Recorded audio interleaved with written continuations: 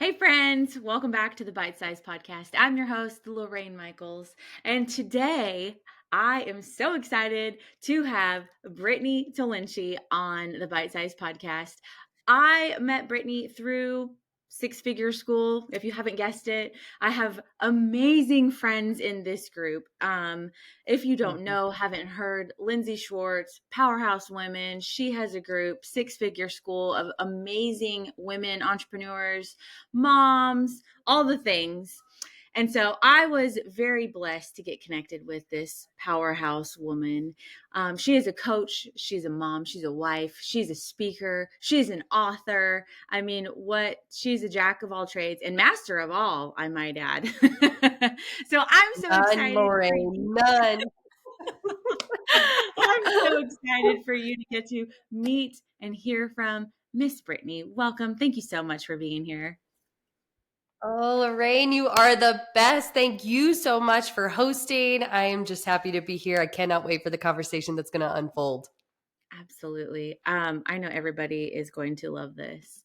So I want to do something a little bit different. Sometimes when I bring on a guest and introduce them, I'm always like, where did you start and how did this come about? I just want to dive in because you are so incredible and you have so much to bring Mhm. to the world, to the audience, to life. I am so excited for what is coming soon, this book launch that we have been talking about. And you have an incredible piece that you talk about um, quitting. And if y'all have been listening to my podcast lately, I have removed a lot of things in my life, including all my hair.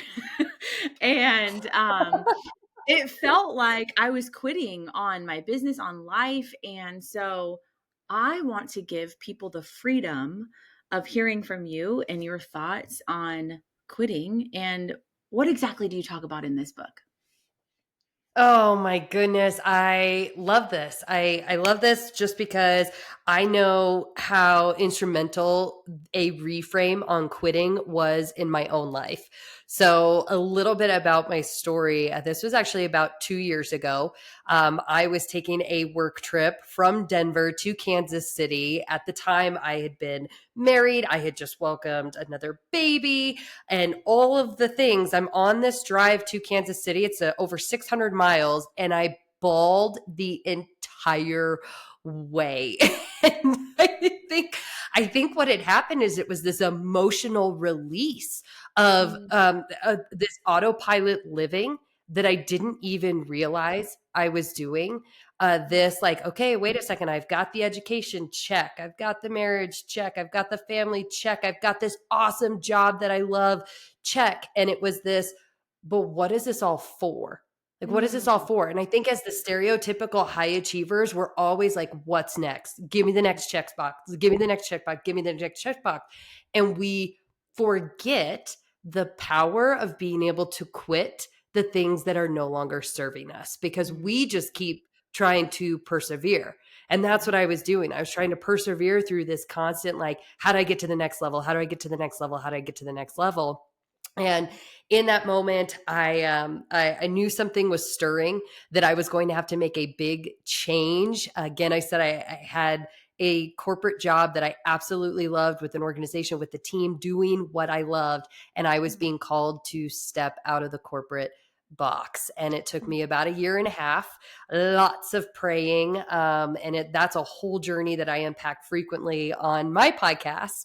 But what I found myself is I found myself at the crossroads where I knew I had to actually quit the job. mm, And what I realized in that process was I was quitting comfort. I was quitting a perceived stability.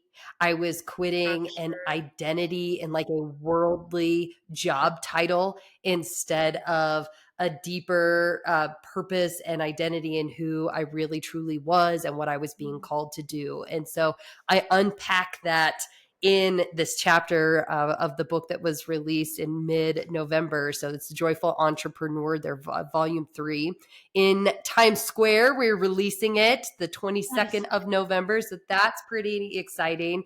But that really, is it's just so about busting that myth that quitting isn't failure. Quitting is freedom. So I have to ask you, so this stuff that you've quit recently, like you quit some social media stuff, what are you finding on the other side of that quit? exactly that. Freedom. Freedom.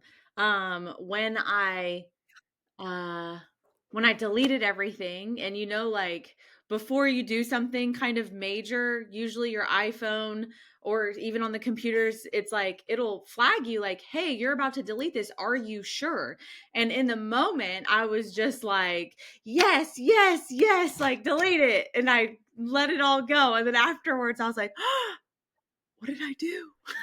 Oh no. But then like after I sat with it, I was like, "It's gone." Like I don't Um, have to show up. I don't have to reply. I don't have to look. I don't have to do anything. And I was just like, I'm here. Like, I don't have to record this because it's pretty and it's going to be a B roll, or this can be content later. Like, I don't have to do any of that. Like, all I have to yeah. do is be present and be open and receptive. So like that Mhm. quitting and that deleting and that releasing, I mean, it was that like I got to release everything, and it just there was so much weight lifted off of me, and literally like it felt like the veil was lifted. Like I could see Oof. clearly, I could hear clearly. My quiet time is so much more um just I don't want to say soulful, but Like my rich. quiet time is quiet time, right? I don't have the noise of alerts. I don't have the noise in my head of, hey, you better check this, or oh, what time is it? You better post it because of the algorithm. Like I don't have any of that anymore.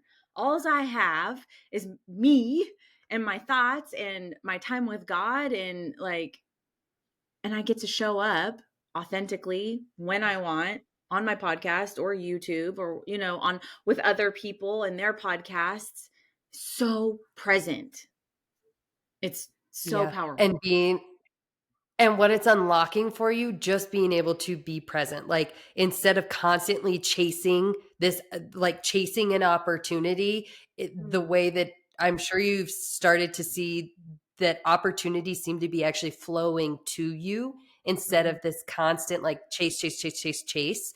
Um, Yeah. and yeah, that absolutely happened for me too. I was sitting there and so I knew that I needed to close one chapter so that whatever was meant for me would find me. And it was within 30 days of leaving this corporate job that I had a book deal. One I had never asked for, one I had never pursued, all of the things, right? It was divinely orchestrated for me because I made space for it. And I Yes. believe that wholeheartedly. Yes, yes. I can't remember where I was reading that, but that is like literally the thing that so back in gosh, I think it was July. Back in July, had heard this prompting of surrender, letting it go, Mhm. like, and maybe I wasn't really open or receptive to like actually hearing, hey, you need to delete and get off all social media. I was just hearing, um, letting go of like the subscription stuff and letting go basically of the control. I was trying to control the situation, make the connections, make those Yeah. opportunities rather than letting them flow to me. And I mean, so I heard that back in July, and I was like, okay, I'll sort of surrender. Like sometimes when you surrender, it's like you think of opening up your hands, but my surrender Yeah. was kind of like this, like one hand closed, one hand open, like, okay, God, here you go. I'm going to hang on to this though, because I got this. And Yes. fast forward to October 28th when I was like, I'm done. I can't take it anymore. Here. And then I just threw it all back to God. And I'm like, it's yours. I don't want it. You do with it. Take it back. Yeah. Yes. Yeah, it's like that song where it's like, "I'll do anything for love, like, I'll do anything to step into your alignment, God, but I won't do that." Yeah, exactly. So it's like that opened up a whole new can of worms and a whole new Yeah, chapter of journal entries for me with, you know, surrender. And what does that really look like? What is that posture? Like we were talking about the posture of surrender and how it looked like for you. Um yeah, it did not look like that for me at first. And I really wanted to, like in my heart I wanted to surrender it, and in my heart like I knew God was saying you don't have to do this. Like you don't have to work so hard for this. If you just be obedient, I will lead you. Like I will literally show you where to go. But you have to surrender and you have to be obedient. And I was yeah. halfway doing it, you know? And Yep, it yep. just sucked. It was so rough. So, I was like, I mean, I was in the same boat where I was, like, halfway surrendering, which is why it took me a year and a half from that drive to Kansas City to actually yeah, putting in my resignation, a year and a half because I was so busy trying to, like, "Okay, that's cute, God, but let's what if we try this instead?" And yeah, you know what? Like, hey, instead, I'll just put better boundaries at work so that maybe I can open up myself, to do this, like, side hobby, or okay, God, I'll use my voice more loudly in these boardrooms. But like, I don't think, do we really need to quit? That sounds drastic. Like, if there was a dialogue going on, that is exactly what it would have yeah, sounded like. Because yeah. surrendering is, and yeah, that posture of surrender that we talked about. It's, I don't think that surrendering is actually meant to be easy.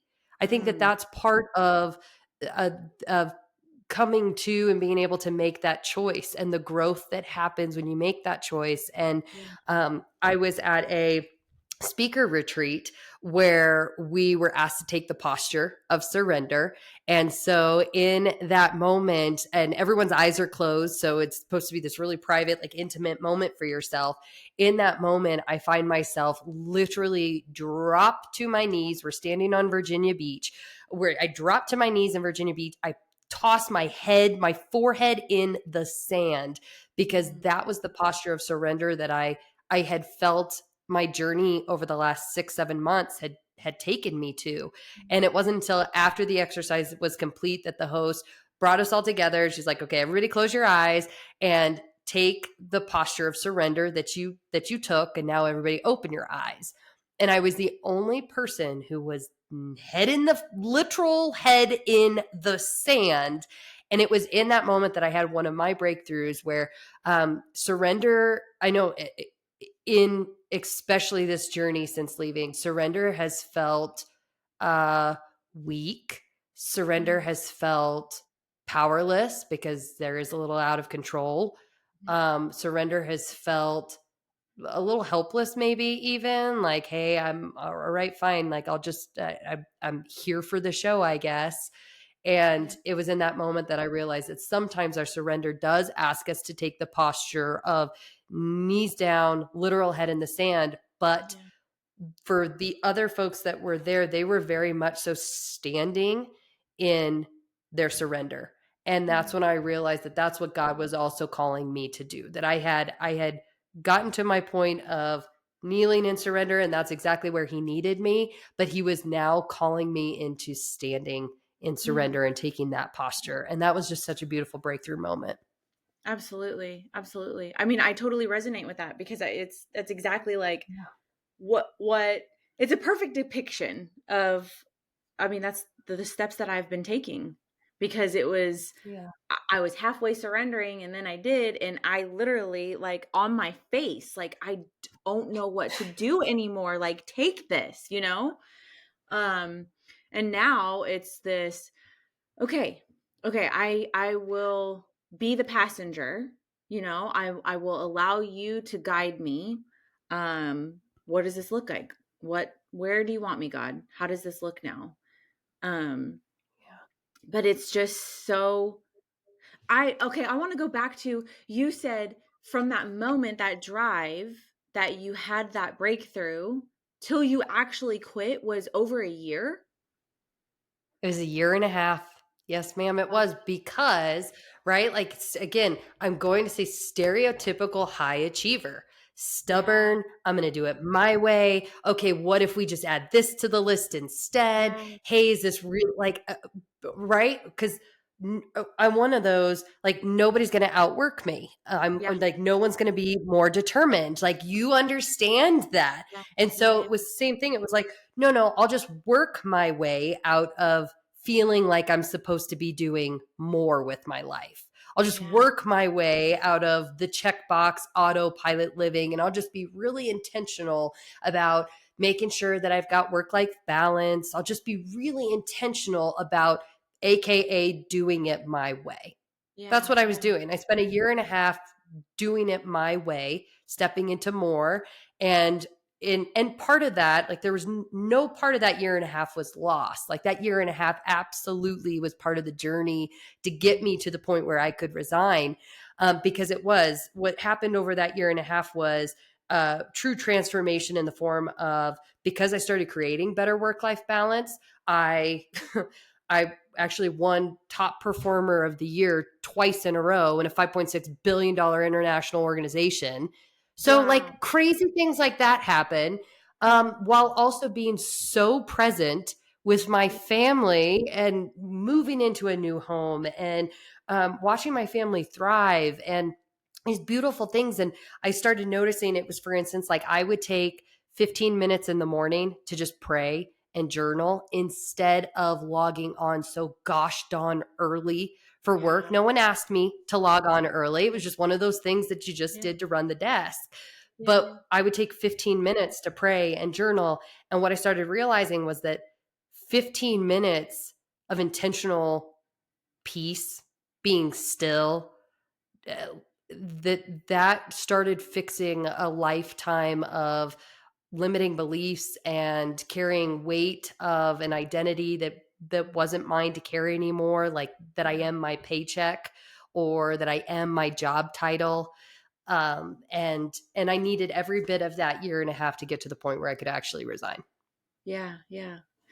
Um, Yeah. what would you say to the woman who is much like us, who is, that high achiever that is always wanting to, get the net, not on the hedonic treadmill, like just really trying to get the next best thing, not materialistic wise, but just success. Um, Yeah. how how would you explain to her like how to release it, like the mom, the wife, the all the things, how to balance it without feeling like you're giving up or you're quitting in the world's eyes? Like if Yeah. she's struggling with Yeah. that, what would you tell her? What a beautiful question, Lorraine. I freaking love you. So beautiful. I like, the first thing that's coming to mind is just this, it's about reconnecting. I just so deeply believe that it's about reconnecting with who you are. Like, I think Mm, that we're all given innate gifts. We are all created with a very, like, specific, beautiful, intentional, divinely orchestrated plan.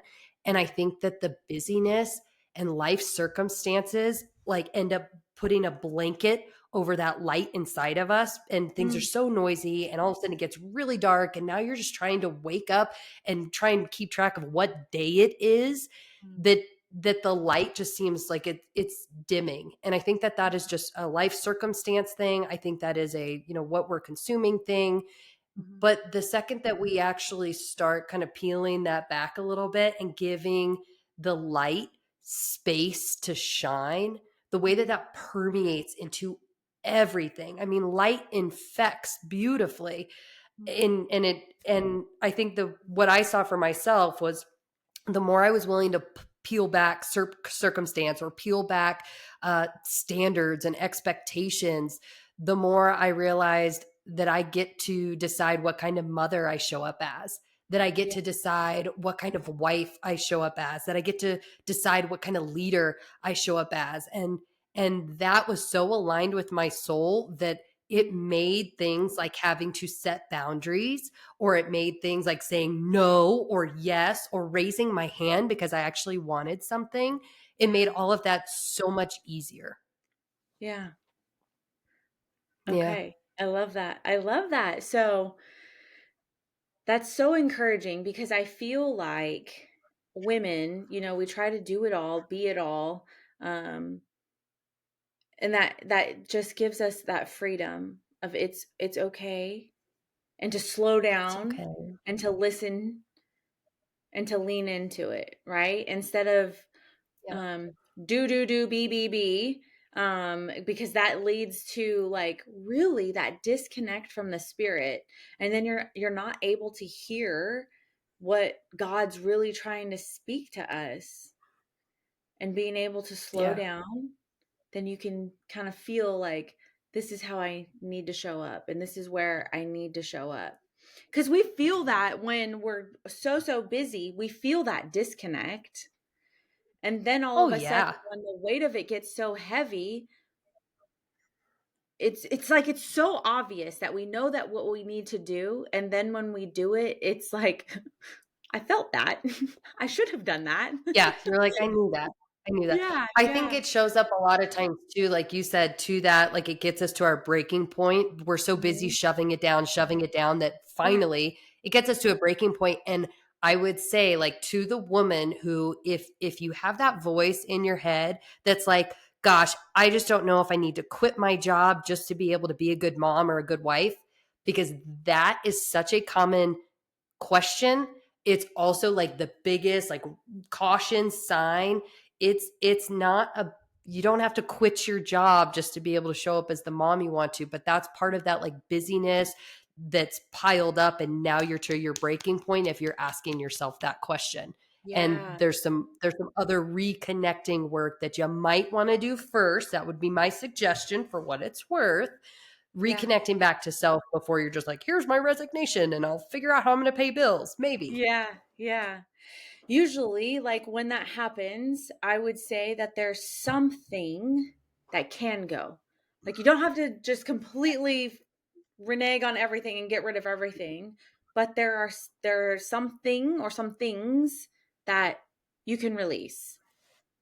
You don't need to do, so that you can. We were talking about this, releasing it so that you have space to receive.